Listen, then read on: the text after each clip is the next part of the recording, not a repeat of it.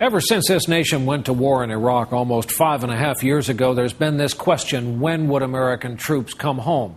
There may soon be an answer to that question as the U.S. and Iraq approach an agreement that looks a lot like a timetable for withdrawal. NBC's John Yang is with the president in Crawford, Texas.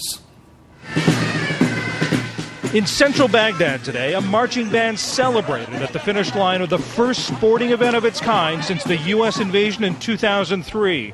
Another sign of what Bush administration officials hail as Iraq's improving security. This progress allows us to have the conversations with the Iraqis to bring more troops home.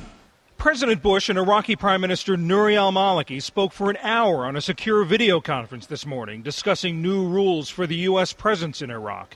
Administration officials tell NBC News the leaders have agreed to try to have U.S. combat forces out of cities and towns by next summer and out of Iraq entirely by the end of 2011, a year later than the Iraqis wanted.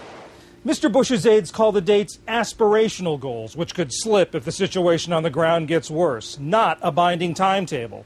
But putting any kind of dates on troop withdrawal is a big change for Mr. Bush. He's resisted it for years.